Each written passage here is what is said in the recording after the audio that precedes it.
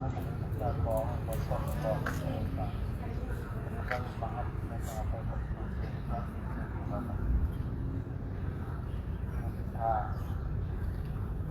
เอาในโอกาสบางครั้งในวันนี้เมื่อนี้ตัวผู้บริหารการเป็นปฏิบัติตัวการปฏิบัตินะตัวโครงการเพื่อประโยชน์ต่างๆที่ได้มารักษานี้ยังจะบร่วงบ่ไหลให้เกิดประโยชน์ในประโยชน์ในโครงการในมันคงพระผู้ใหญ่สังฆทานสงฆ์เป็นธรรมดาจะได้มาสร้างตอนในวันที่17ในมังกรตอนในเติร์นะครับผมบอลพันธุ์ข้าวคือพันธุ์ข้าวตัวเองกันขอให้ทุกคนท่านดีใจบาอาจารย์ได้เอาสมบัติมาให้เงินอยากพันไหนก็ได้เลยเงินเพื่อให้เพื่อลูกเพื่อหลานเพื่อตัวน้อยเป็นสิทธาลาเพศไปกันเลยเอาความรู้มีปัญญามีบารมีเท่าไหร่เท่านั้นตัวไปมาพบกันต่อไปขออนุโมทนากับพระไอเดียตัวได้ตั้งใจได้บริตั้งใจทุกอย่างขออนุโมทนาในการเวลาเขาก็น้อยขอให้ไอเดียได้ทำหน้าที่ในการอบรมที่ได้ฟังโมวาจากปอสันในมาเรียนมาเรียนในกันเลยประธานนั้นมาขยายผู้ใหญ่เป็นบอกเป็นนโยบายมีความหมายบอกให้อยากเกิดที่ฟังกันมาจากฟังกันในลุกตัวฟังกันทำในบันทึกได้จนเย็น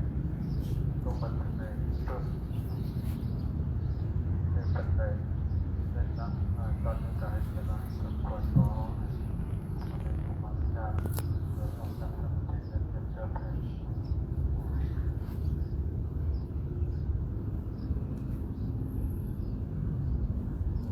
อาหังสกิโตโหมิอาหังสกิโตโหมิ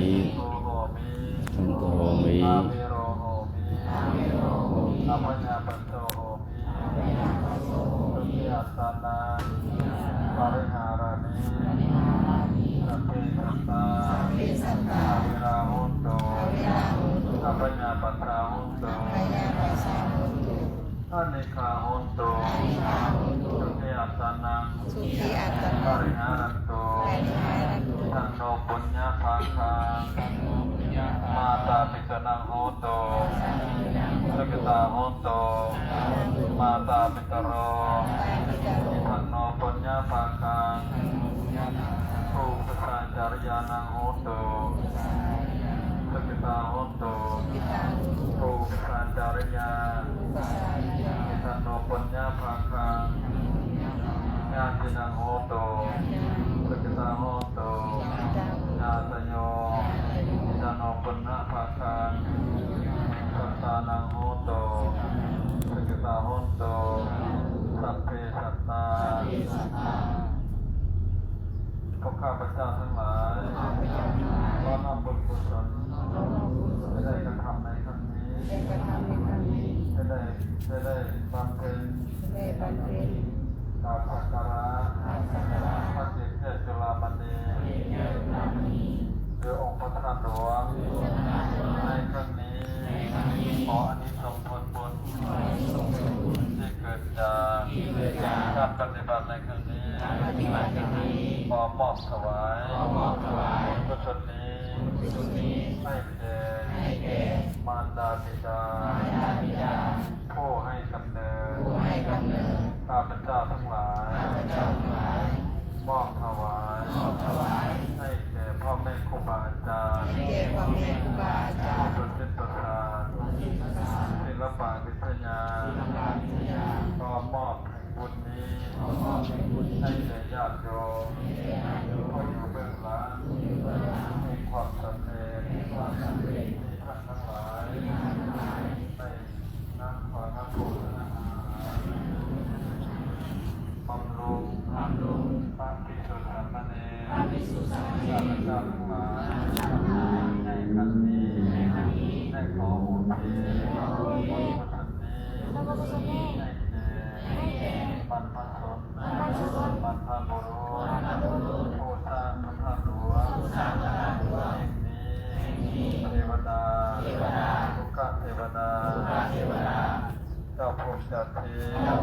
ที่ปกปักรักษาที่นี้จงมาอนุโมทนาขอให้ท่านทั้งหลา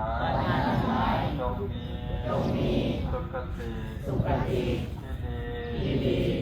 ขึ้นไปด้วยอานิสงส์ผลนี้ขอให้ข้าพเจ้าด้วยสติปัญญาเรียสลาดในธรรมขอให้เจริญก้าวหน้าชีวิตในหน้าที่การงานในพระธรรมวินัยและได้บรรลุผลพระนิพพานในอนาคตการมันจะมีมาในเบื้องหน้านะ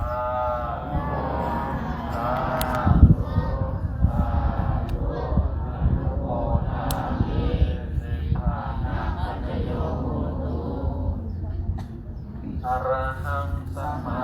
สัมพุทโธพระกวาพุทธังพระกวันตังอะภิวาเทมิสวากขาโตภะคะวะตาธัมโมธัมมังนัมมัสสามิปฏิปันโนภะคะวะโตสาวกสังโฆ